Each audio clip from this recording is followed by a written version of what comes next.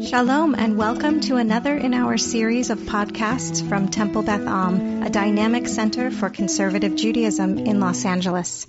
You are listening to a Yizkor sermon by Rabbi Adam Kligfeld. I generally think that guilt is not a productive emotion.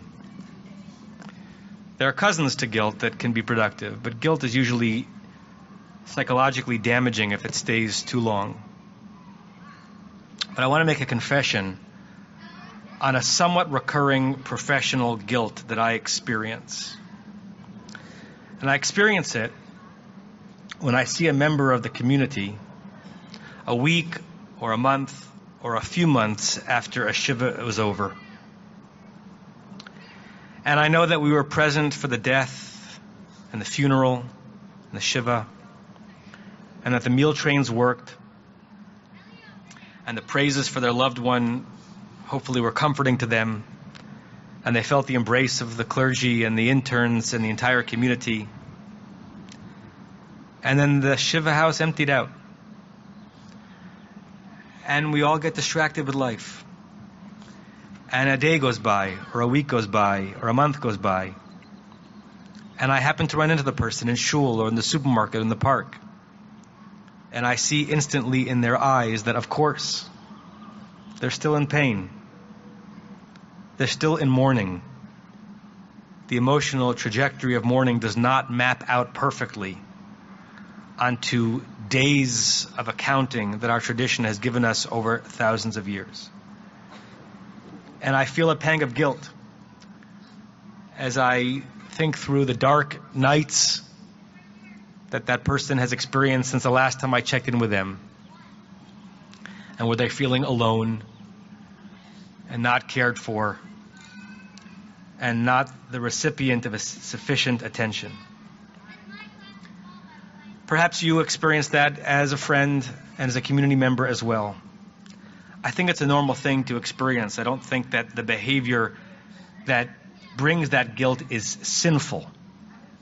Nothing that is so concentrated can persist. There's a reason Shiva ends. There's a reason a funeral is a few hours, not a few weeks. And even for the mourner, and especially for the mourner, since life can go on, life must go on. But it hurts to be reminded of relationships that circumstances have forced to be shunted to the periphery when the person is still in need. But maybe there's a tikkun. Maybe there's a fix to this little hole. I want you to imagine the following image. Somewhere in the 17th or 18th century in Germany, in the Jewish community. And it's the end of a yontif. Either it's the last few hours of Shmini Atzeret, Simchat Torah, or the last few hours of the 8th day of Pesach like today, or the last few hours of the 2nd day of Shavuot.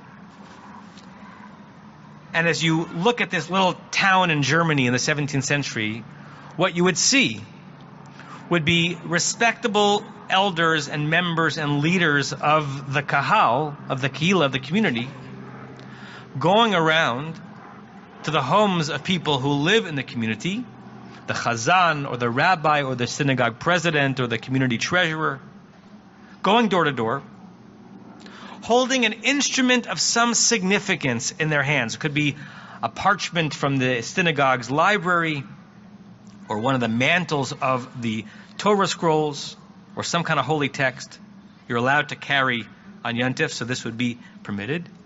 And what's happening is that a representative of the community is going to a home, knocking on the door. The visit is somewhat expected.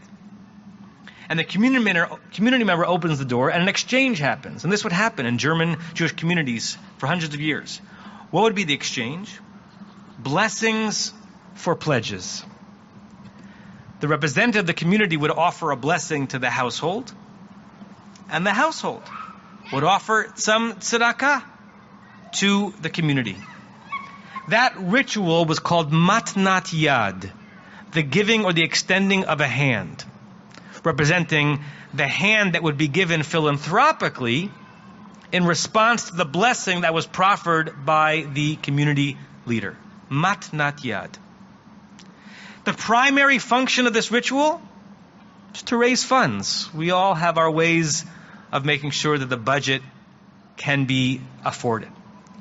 But something else was happening in that ritual too, 300-400 years ago. There was an individual and an intimate connection between nearly every member of the community and some representative of the community. And just imagine what the person was reminded of when they knocked on those doors and the door was opened and they saw the face and they remembered, oh right, this person had a loss a month ago. Oh right, this person's husband or wife was sick. Oh right, I'm not just here to collect a coin. I'm here to offer the community's love. And then an organic fusion took place. Because those very days of the year, the ends of Yontifs, is also the day of Hazkarat Nishamot, of Yizkor. While there, the representative of the community would also, in addition to offer a blessing, offer an El Malei Rachamim, a memorial prayer, or a Av HaRachamim, a different memorial prayer, on behalf of loved ones lost by the inhabitant of that home. And over time, a natural elision took place in the same way that we now associate Mourner's Kaddish with death and loss. Originally was associated with learning that was also done in someone's memory. The learning kind of got taken out, and now we associate it as a death prayer. Over time, German Sidurim would refer to the service we're about to do, Yizkor, as Matnat Yado. You would open up a German Siddur to page 242, and that would begin Matnat Yado, the giving of hands, originating in this ritual which at some point became defunct.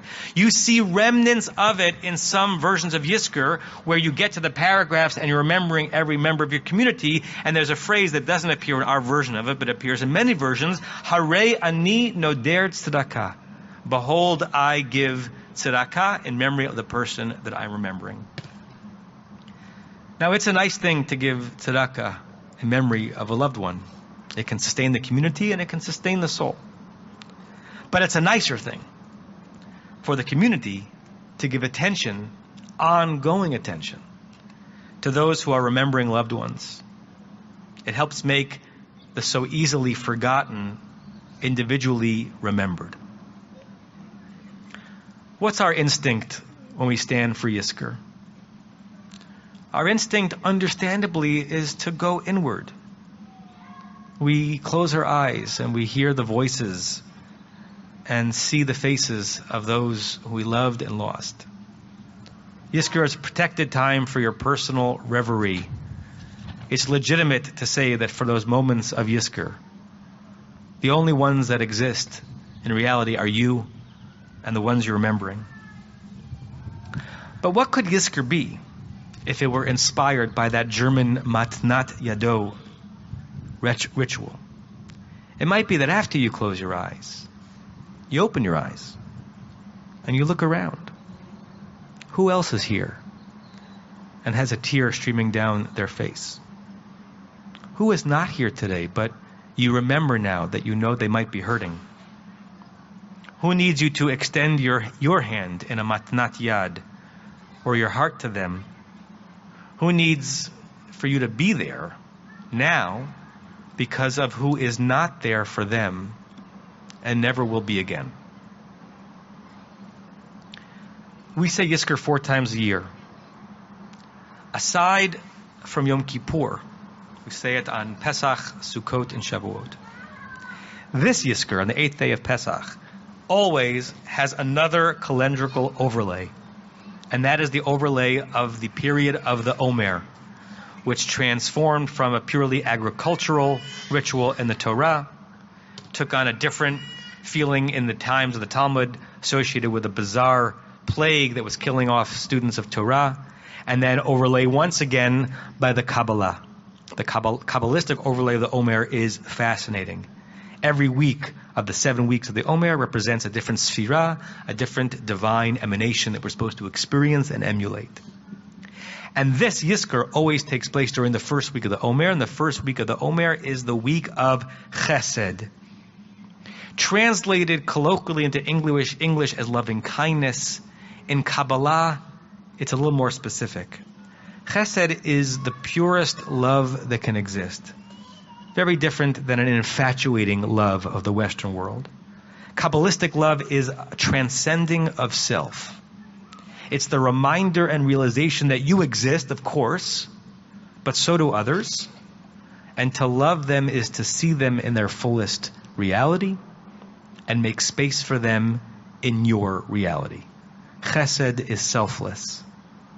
Chesed is also connected to the notion of this reservoir of divine love in which we are meant to feel that we are bathing all the time.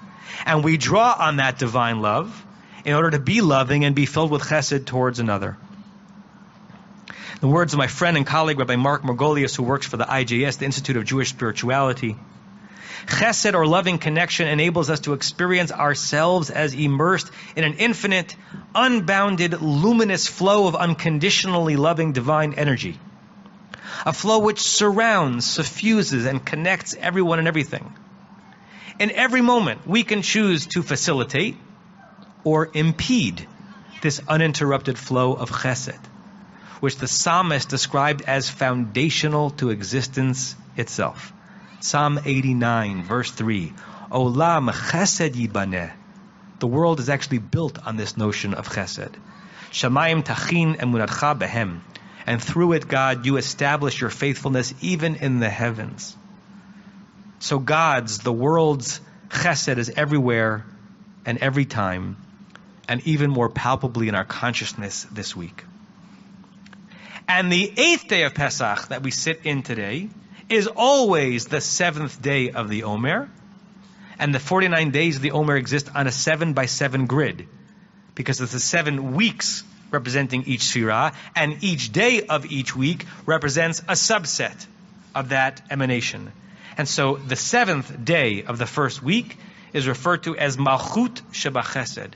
What aspect of love are we supposed to be in today in the 7th, 8th day of Pesach? A Malchut, a royalty, a nobility. Malchut is carrying yourself with dignity, as if you wear part of God's crown on your head. You are worthy.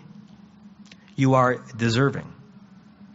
Malchut Shebachesed means offering love to another from a place that reinforces your own humanity and self-worth. So that might be the most apt metaphor for Yizkor. Standing for yourself, of course, and the love you've learned from those who are gone. And then harnessing those memories and transferring that emotion to those around you, who need it as well. Is there a more appropriate way to keep a loved one's memory alive than by using that memory to help others remember their loved ones? I think that's the epitome of Malchut Shebachesed, the most regal, noble, and lofty way to love in life. In a few moments, I'm going to join you, those who choose to stay, and I encourage you to stay, particularly given what I'm saying today, whether or not you have someone for whom to say Yizkor. And I'm going to close my eyes, and I'm going to go back through the generations of my family and imagine the family tree, the loved ones I knew and the loved ones just whose names that I know. And I'm going to speak to them and show my love to them in a realm that transcends a corporal presence. And then I'm going to open my eyes. I'm going to see who else is here and who else is in pain. And hopefully I'm going to make an attempt to make you and them feel seen and held and cared for and loved in my own observance of Matnat Yad, something which I encourage you all to do as well. And so we say, and we mean it, Yehi Zichram Baruch.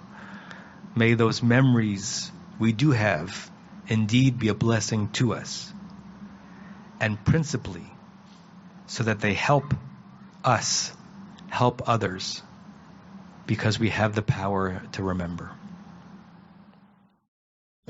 You have been listening to another in our series of podcasts from Temple Beth Am, a dynamic center for conservative Judaism in Los Angeles. If you enjoy these podcasts, we invite you to write a review on the Apple Podcast site or wherever you get your podcasts. For more information about Temple Beth Am Los Angeles, go to tbala.org.